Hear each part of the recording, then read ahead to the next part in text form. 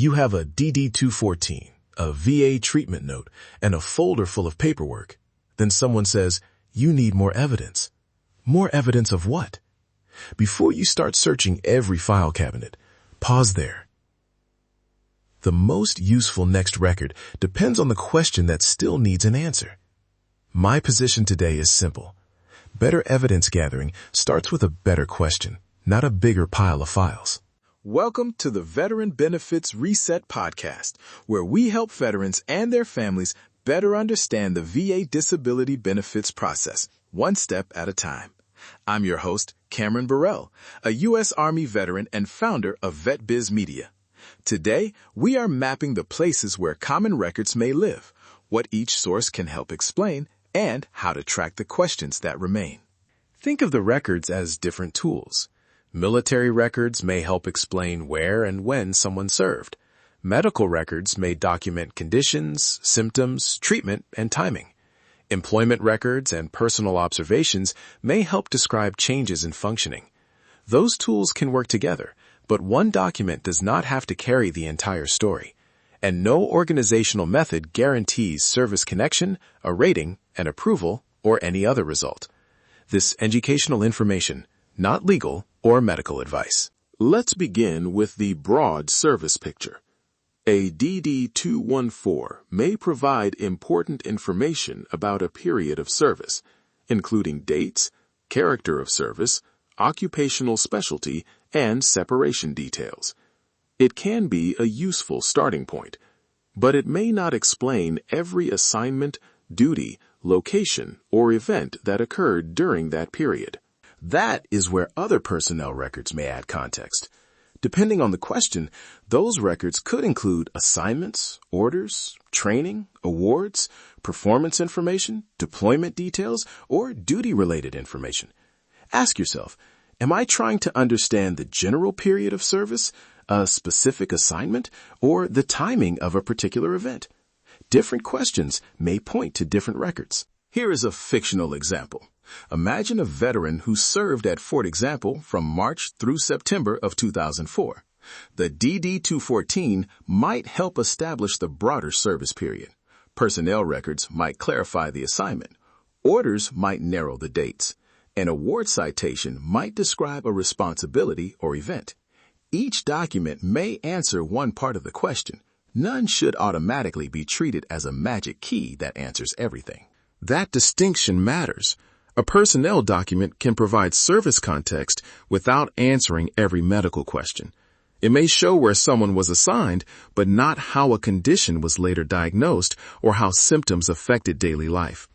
So instead of writing, "Find all my military records," try a narrower question. Which record may clarify my assignment between March and September of 2004?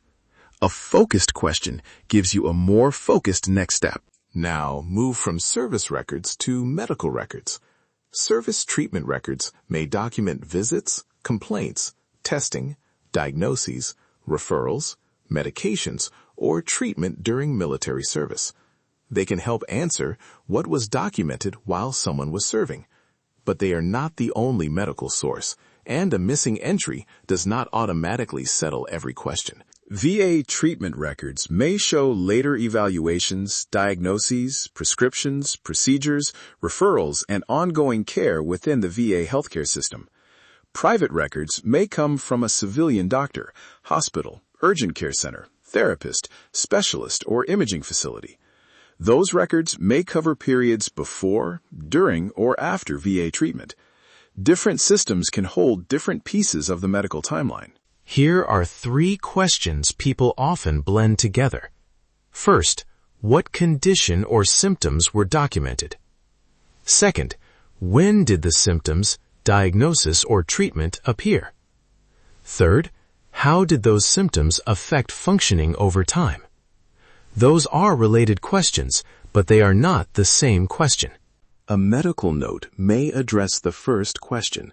A series of dated visits may help with the second.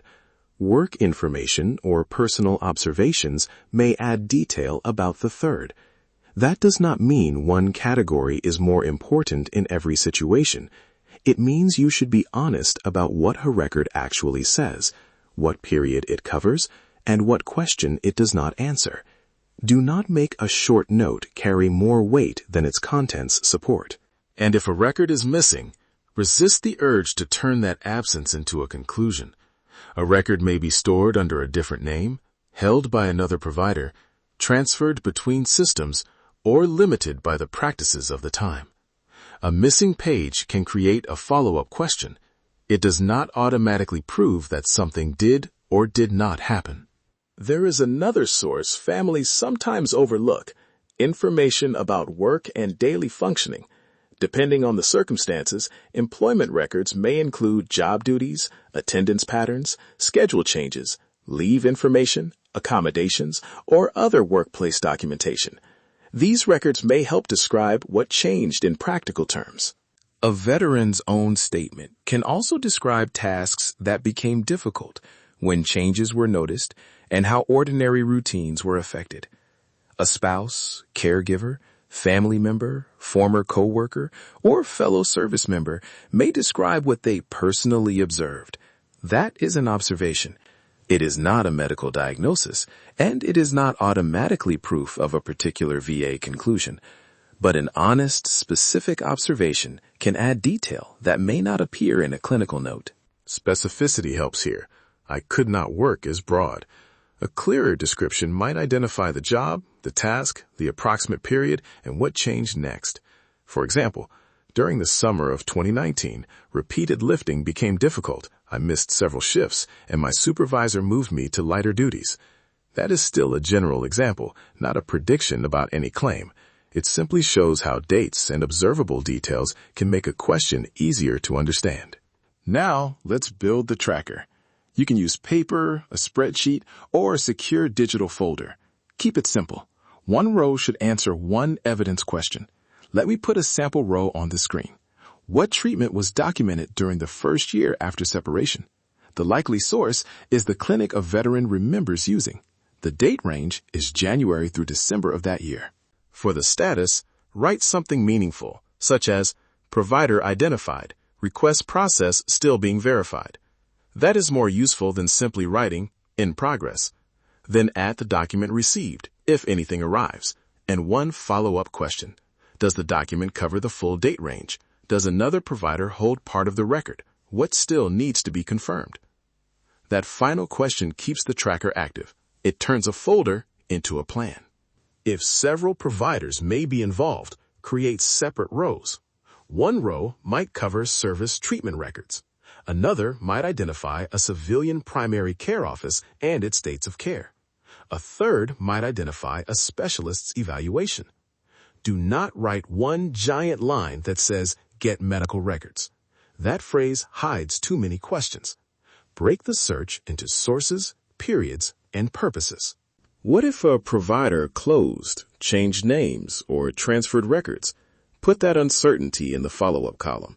What is the current record holder? What instructions apply? What date range is available?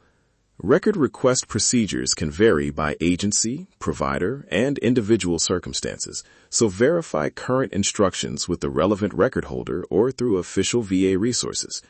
An accredited VSO, claims agent, or attorney may also help you prepare questions. A few habits can create more confusion. Requesting everything without a purpose may produce a mountain of paperwork while leaving the central question unanswered. Ignoring date ranges can make one document seem broader than it is. Assuming one system holds another system's records can send you to the wrong place. And sharing sensitive documents through an unverified channel can create a privacy problem. Before you send anything, confirm who will receive it, why it is needed, and how it will be protected. Use secure, limited access storage.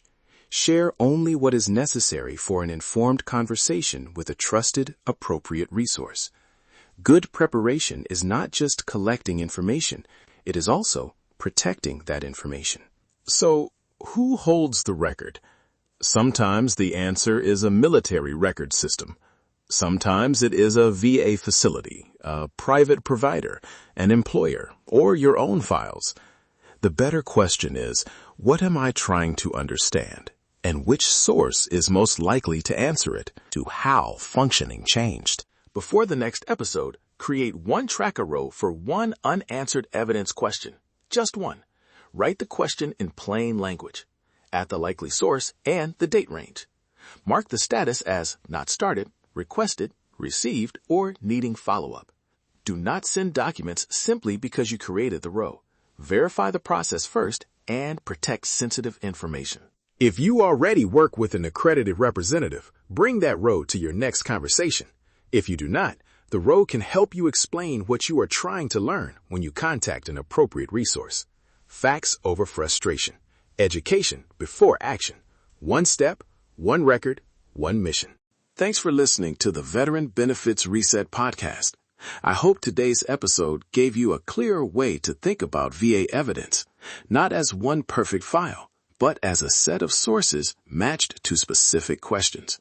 Follow the podcast, leave a review, and share this episode with another veteran, family member, or caregiver who could benefit.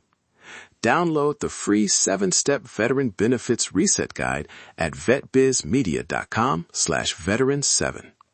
This podcast is an independent educational resource, so verify current information through official VA resources and consult a VA accredited professional when appropriate. And remember, your service did not expire. Your story is still worth reviewing. Take the next responsible step.